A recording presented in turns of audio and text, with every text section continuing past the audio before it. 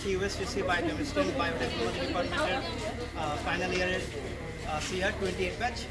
আজকে সিলেট এগ্রিকালচারাল ইউনিভার্সিটিতে আসতে পারে আমাদের খুবই খুশি লাগছে। প্রথমত আমরা খুবই দুঃখিত যে আমাদের যেই সময় আসার কথা ছিল আমরা রিপোর্টিং টাইম আসতে পারি নাই, তার জন্য আমরা আপনাদের অথরিটির কাছে খুবই দুঃখিত আসলে স্যার। আর বাট ওভারঅল সব কিছু দেখে আপনাদের প্রেজেন্টেশন আমাদের অনেক খুশি লাগছে।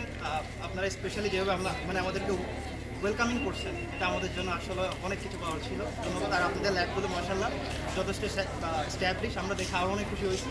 অ্যান্ড আমরাও চিন্তা ভাবনা করতেছি, আমাদের স্যাররাও আসেন ইনশাল্লাহ, আপনারা যদি আমাদেরকে আপকামিং সুযোগ দেন, আপনাদের সাথে আমরাও কোলাবোরেশন যদি করতে পারি আমাদের জন্য অনেক বেনিফিট হবে ইনশাল্লাহ। আমাদের একটা রিকোয়েস্ট থাকবে, আমাদের ভার্সিটি থেকে অ্যান্ড আমাদের ডিপার্টমেন্ট থেকে একটু দেখবেন ইনশাল্লাহ, যাতে আপকামিং আমরা আসতে পারি ইনশাল্লাহ। Thank you. এই নিয়ে আমরা 60 ব্যাচ আছে। জি স্যার। আর কিন্তু আরো 2টা ব্যাচ আছে। জি স্যার, আমাদের সিনিয়র ওখানে কিন্তু আমি বললাম নিয়মিত যাওয়া। এটা গেলেই তোমাদের ওখানে বেড়াতে যায়। আমাদের ল্যাবে স্পেসিফিক কোন দিক তোমার বেশি ভালো লাগে? আমার স্পেশালি সবচেয়ে বেশি ভালো লাগছে স্যার আপনাদের এনিম্যাল অ্যান্ড ফিশারিজ। ওখানে হচ্ছে ওনারা যেই প্রজেক্টগুলো নিয়ে কাজ করতেছেন, 3টা প্রজেক্টের নিয়ে ওনারা বলছেন অলরেডি।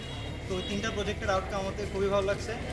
যেখানে তেলাপিয়া মাছ, তারপর হচ্ছে চিংড়ি মাছ, এগুলার বা অতিরিক্ত যদি আমরা খাই, তাদের মধ্যে যে অ্যান্টিবায়োটিকটা আমাদের শরীরের মধ্যে আছে, ওটা হচ্ছে আপকামিং আমাদের জন্য বেশি হার্মফুল। তো ওটা নিয়ে যে অ্যাওয়ারনেস, ওটা আমাদের সবচেয়ে বেশি ভালো লাগছে।